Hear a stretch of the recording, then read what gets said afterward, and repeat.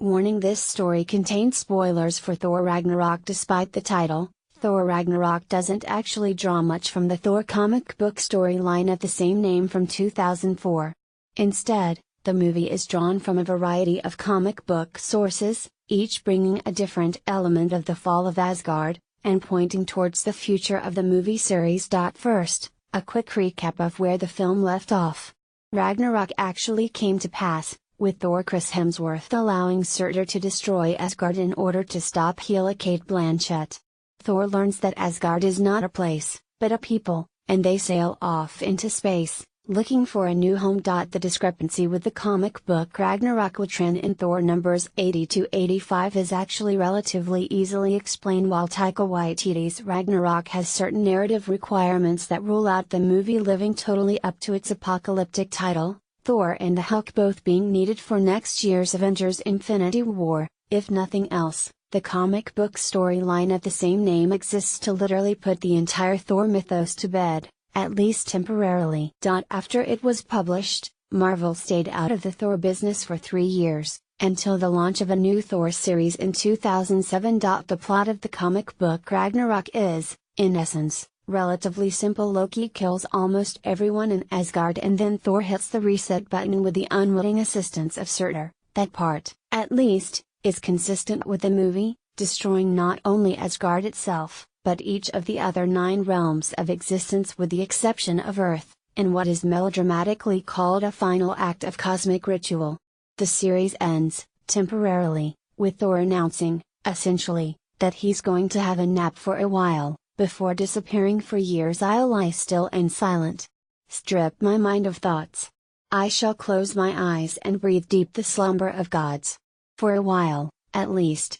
Curiously enough, part of the later revival of the Thor comic property does make it into Thor Ragnarok: the idea that Asgard will, in future, exist on Earth. In the film, the Asgardians are traveling on a ship to find a new home. That idea is part of the hook of the comic book revival, with Asgard existing as a floating kingdom above a town in Oklahoma, with the resultant culture clash being the perfect fodder for comic relief. Hey, Taika, if you want to come back for another Thor, it'd work on the big screen, too. The meat of the non-soccer portions of Ragnarok's plot, that comes from the Planet Hulk storyline from Marvel's Incredible Hulk comic, has its origins in Walter Simonson's run on the monthly Thor comic in the 1980s. Hela, Surtur, Scourge and the Fenris Wolf all played significant roles in Simonson's 4 years as writer and artist, joined in the latter role by Sal Buscema for his final issues, with specific character beats and, on occasion, visuals lifted directly from the Simonson comics for the screen. The plot doesn't exactly track, in part because Simonson had characters in key roles in his story who are either sidelined or missing entirely from the movie, but there's an unmistakable Simonson-esque feel to the entire movie for those familiar with the run. There's another way in which Ragnarok echoes Simonson's work on the Thor comic book, and it's one that's arguably more important than any plot or character similarities. When Simonson took on the series with 1983's number 337, it caused a stir amongst fandom for immediately redefining the idea of what a Thor comic book could be.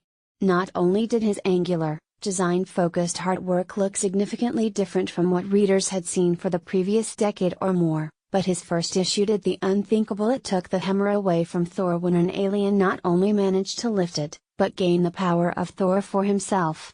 Even the cover of the issue, which showed the alien smashing the logo the comic had featured since the 1960s, was unprecedented, with everything adding up to one message: all bets are off. In its own way, Thor Ragnarok does the same thing for the Thor movies. It even plays with the faith the audience has in Thor's hammer. Instead of having someone else use it, Hela simply destroys it. By treating the characters and mythology with less fear, and, in the best way, less respect, than earlier movies, the series feels suddenly revitalized and filled with possibility in a way it hasn't done before.